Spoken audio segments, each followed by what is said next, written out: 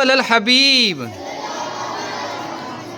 صلی اللہ علی محمد صلی اللہ علیہ وآلہ وسلم۔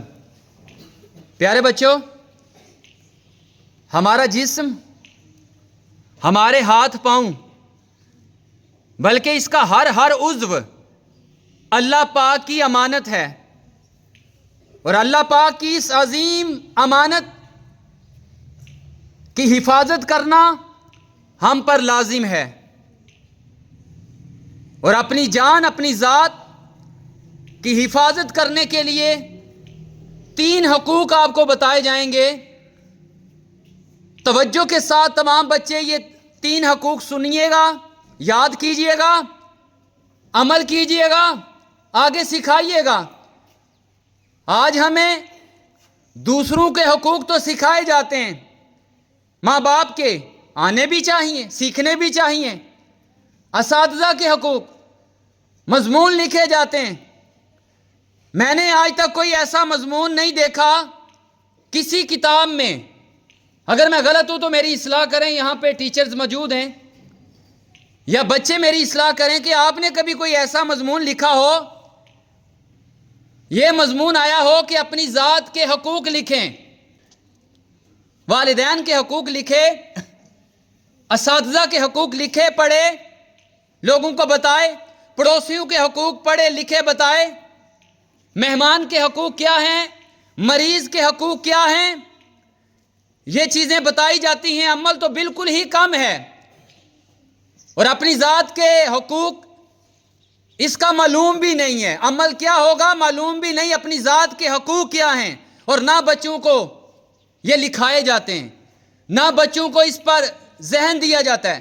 ہمارے میڈیا میں کبھی بھی میں نے نہیں کبھی سنا ہو کہ میڈیا کا کوئی اینکر پرسن، کوئی ڈیبیٹ کرنے والا، کوئی یوٹیوبر، کوئی ٹک ٹاکر، کوئی ولاگر آ کر کبھی اس نے اپنی ذات کے حقوق بتائے ہوں۔ ہمیشہ دوسروں کے حقوق کی بات کرتے ہیں۔ وہ جو یوٹیوبر ہے، وہ ٹک ٹاکر، ولاگر ہے، کاش وہ تھوڑا وقت نکال کے اپنی ذات کے حقوق سیکھ لیتا۔ قبر میں یہ پوچھا جائے گا، سب سے پہلے تو اس کی ذات کے بارے میں سوال ہوگا کہ تو نے اپنی ذات کے حقوق پورے کیے؟ اس کے بعد جب قیامت میں اٹھیں گے، پڑوسیوں کے حقوق کے بارے میں، باقی حقوق کے بارے میں بات ہوگی۔ قبر میں تو 3 ہی سوال ہیں، من ربو کا، تو یہ تو بندے سے ریلیٹ کرتا ہے یہ حق۔ بندہ عبادت کرے گا تو بتائے گا کہ میرا رب کون ہے۔ جو بچے کو اپنے حقوق پتا ہوں گے وہی کہے گا ربی اللہ، میرا رب اللہ ہے۔ قبر میں پوچھا جائے گا ما دینو کا، تمہارا دین کیا ہے؟ تو جس کو معلوم ہوگا وہ بتائے گا دینی الاسلام، میرا دین اسلام ہے۔ پھر پوچھا جائے گا ما کنت تقول فی ھذا الرجل، کیا کہتے تھے ان صاحب کے بارے میں جو قبر میں آئے ہیں؟ الذی بعث فیکم، تمہاری قبر میں جو آئے ہیں ان کے بارے میں کیا کہتے تھے؟ بتائیں۔ قبر کے اندر کسی دوسرے کے حقوق کی بات کی جا رہی ہے؟ نہیں، وہ تو قیامت میں ہوں گے۔ پہلا مرحلہ قبر کا ہے، اور اگر قبر کا مرحلہ ٹھیک ہو گیا تو قیامت کا مرحلہ بھی ٹھیک ہو گیا، روایات میں آتا ہے۔ مگر کوئی شخص آج اپنے حقوق کی بات نہیں کر رہا، میرے حقوق کیا ہیں، میری ذات کے حقوق کیا ہیں۔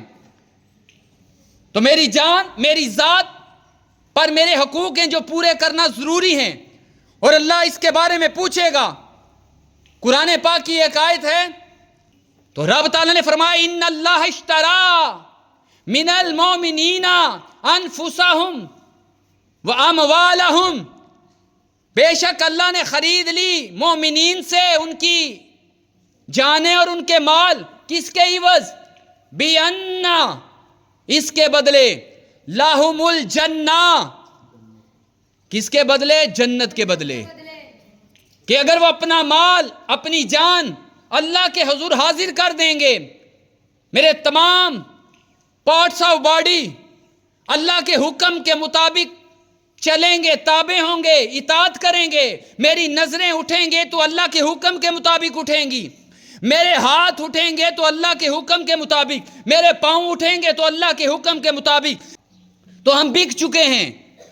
ہماری کوئی چیز اپنی نہیں ہے، ہماری جانیں، ہمارا مال ہمارے رب کا ہے، اور اس کے بدلے کیا ہے؟ لہم الجنہ، اور ان کے لیے کیا ہے؟ جنت ہے۔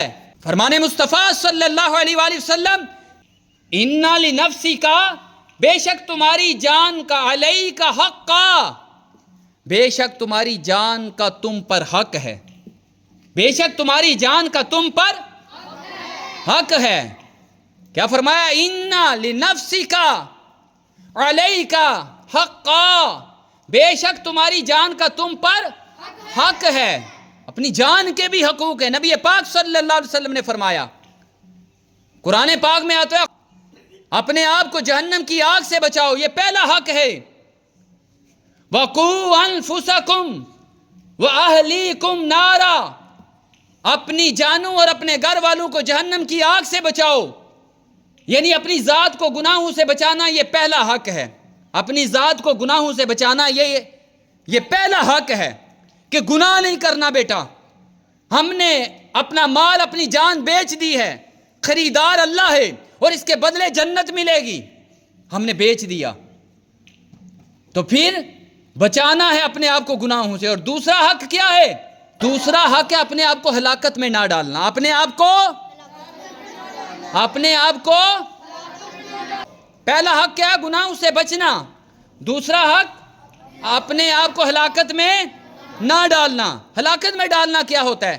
کوئی بچہ کوئی خطرناک چیز کھا لے اور خودکشی کر لے، یہ اپنے آپ کو ہلاکت میں ڈالنا، اپنا نقصان کرنا، ون ویلنگ کرتے ہوئے اپنی جان خطرے میں ڈالنا۔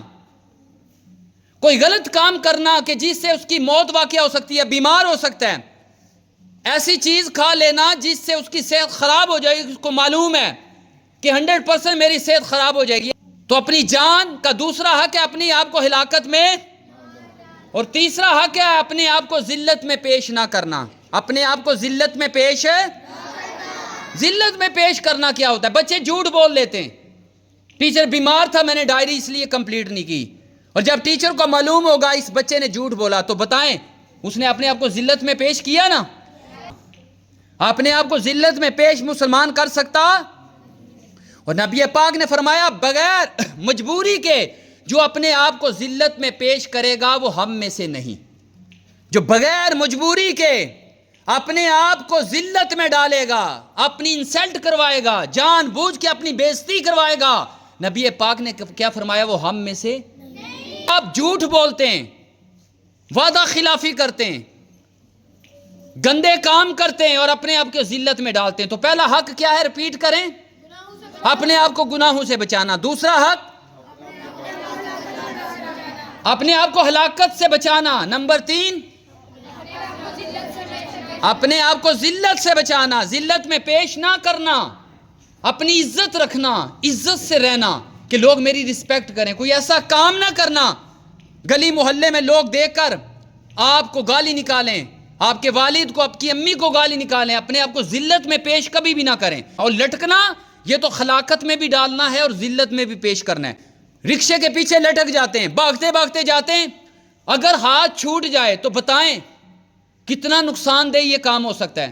رکشے پہ جاتے ہیں، بچوں کو دیکھا بھاگتے ہوئے جاتے ہیں، بیٹا اگر ہاتھ پھسل جائے، وہ آپ کو پتہ ہے ایک راڈ ہے، اور بریک سے اگر چھوٹ جائے تو آپ کتنا بری طرح گریں گے، آپ کا سیدھے جا کر آپ کا ناک اور آپ کے دانت اس میں لگیں گے، خدا نہ خواستہ ٹائر کے نیچے آ گئے تو کیا کریں گے؟ وہ سپیڈ پکڑ لے تو کیا کریں گے؟ اور وہ بھی جس کی گاڑی ہے وہ آپ کو اچھا کہے گا؟ سارے بیٹا نیت کریں، گناہوں سے بچائیں گے، اپنے آپ کو ہلاکت میں نہیں ڈالیں گے، اور اپنے آپ کو ذلت والی جگہ سے بچائیں گے، ذلت والے کام سے بچائیں گے۔ یہ 3 حقوق سارے نیت کریں، ہم پورے کریں گے اپنے انشاءاللہ۔ اللہ پاک کی بارگاہ میں دعا ہے جو باتیں کن باتوں پر اللہ مجھے اور آپ سب کو عمل کرنے کی توفیق عطا فرمائے، آمین بجاہ النبی الامین صلی اللہ علیہ وآلہ وسلم۔